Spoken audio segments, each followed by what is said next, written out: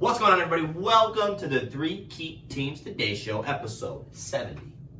Oh my God, 71 episodes. I feel like every episode I'm bragging about the episode number. Like, get over it, right? 71 episodes in. I'm your host, William Prue with Real Estate One.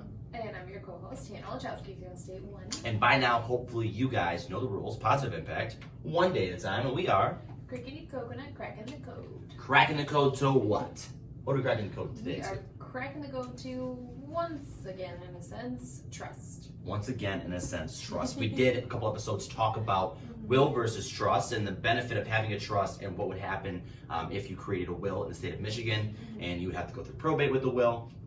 And we had a class on probate and trust, and we said perfect opportunity to soak in that knowledge, come to episode 71 and share a little bit more about trust with you guys so you can see why we love it so much and that we could provide you guys with up-to-date information on trusts. So, with that being said, on this episode, we're not going to get too crazy and deep into the legality behind it. What we want to do is simply share with you guys the beneficial parts of having a trust. Now, we've already talked about the great thing, avoiding probate, because when you pass away or you're deemed unfit to take care of your assets, it can be very expensive for your family members or people that you've named to go through probate. And you have the lawyer costs, the court costs. We all know that's not cheap. It's never cheap. Like talking to a lawyer for 2 seconds is not cheap. Right. Imagine that invoice for 6-7 months down the road. So that is my favorite part about creating a trust. They're a lot more. They're cheaper than what people think they are. Right? They could be $1,000, but if you're paying for 7 months of court fees, you can bet you're behind. It's a lot more than that.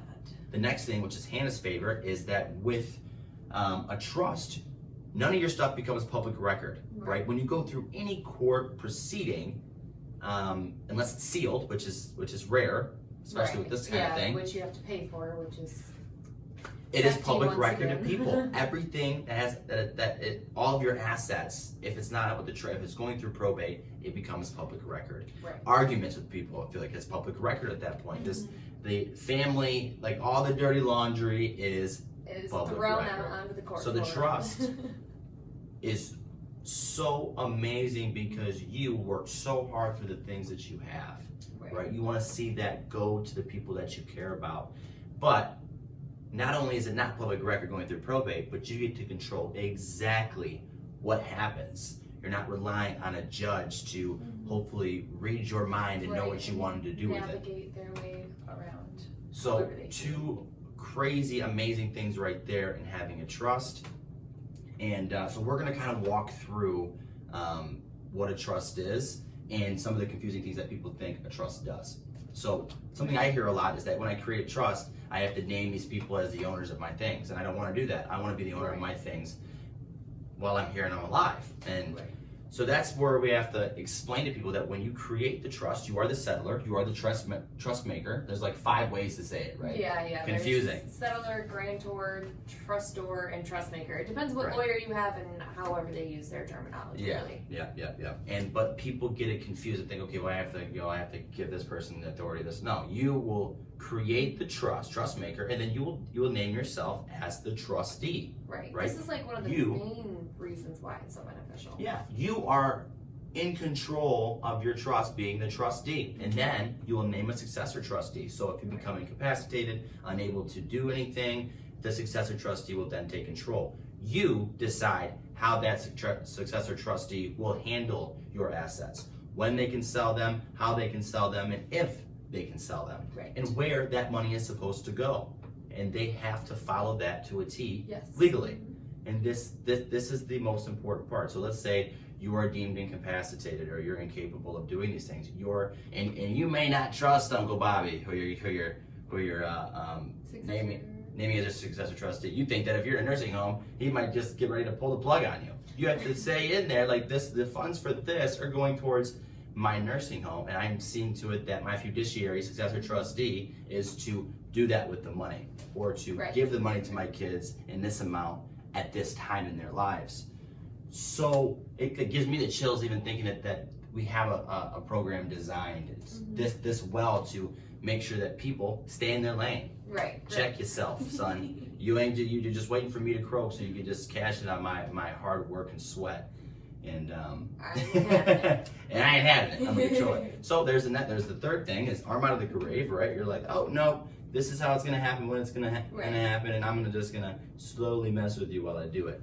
I'm joking aside, but seriously, it's it's incredible. It really is. I mean, depending on how many assets you have, it's very, very important where everything goes to, and so it's you want these things to go to the people that you care about. Exactly. But having the control over that it's incredible. It really is. And I feel like it'll save arguments down the road. I mean, unless Absolutely. your family Absolutely. is 100% perfect and never gets into any argument, Which is ever impossible. sees everything on the same level, but I don't Am I think wrong? anybody has that. All you married popping families out there, quit acting like things don't happen behind closed doors. know. We all have issues, and you can see it. Even the families that get along the best when it comes to large amounts of money or even small amounts of money, people get into it. Yes. And so the trust will save it. You'll keep your family intact with them.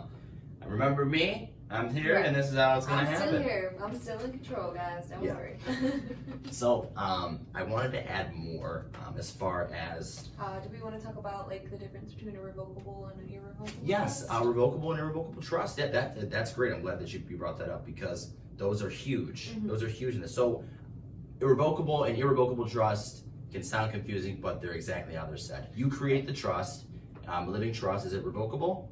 So if it's revocable, you can change things. You can move somebody around. If Uncle Timmy gets in an argument with you at Christmas and he didn't get you a good gift, guess what? Uncle Timmy, you ain't get nothing from me, right? Kick him off. Right.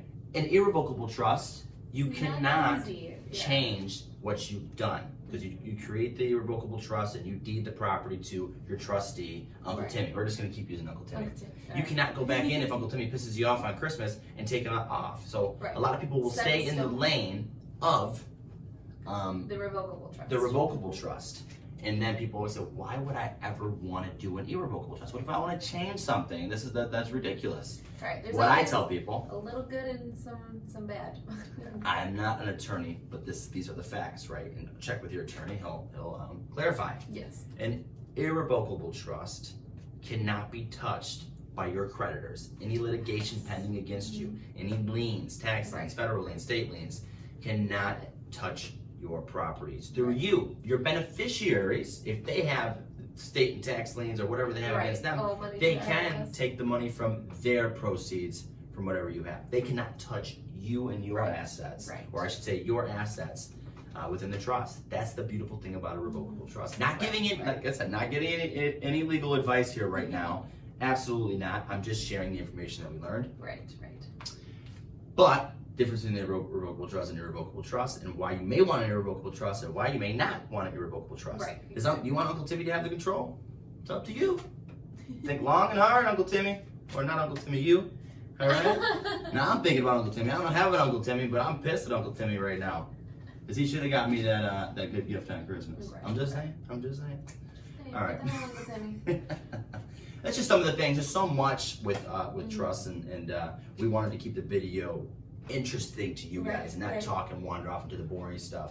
But once again, always stressing to our people the importance of having a trust and the fact that you don't have to be a millionaire, you don't have to have a lot of money. You just want to do it either to protect yourself, protect your family. There's many benefits to it. Oh, 100%. So 100%. we'll wrap this video up. It's Monday, it's muggy, it's beautiful. I'll have to go on Facebook, YouTube, Twitter, and see if I can find any post that does not have to do with Will Smith and Chris Rock. It's crazy, isn't it? I turned the radio on for a second, just to check it really quick. I'm like, turn on Will Smith. Next radio station, turn on Chris Rock's like, oh my God. I know. Can't There's get not away other from things it. going on in the world that are Like, more important. there's a war in Ukraine. Gas prices are $37 a gallon, and we're worried about Chris Rock and Will Smith. I know it's crazy, you know, it's just like blows my mind. That's what the famous world does. They always try to distract us. I know. But guys, we'll wrap this video up. Hopefully, April is going to start getting warmer for us. Yes, please, God. Please, the I'm sun will hoping come I'm giving it out. until Easter, and if it's not a little nicer out, I'm gonna be upset. Florida, baby. We're going to Florida. As always, guys, it costs $0 and 0 cents to be a decent human being in this world. We will see you guys on the next episode.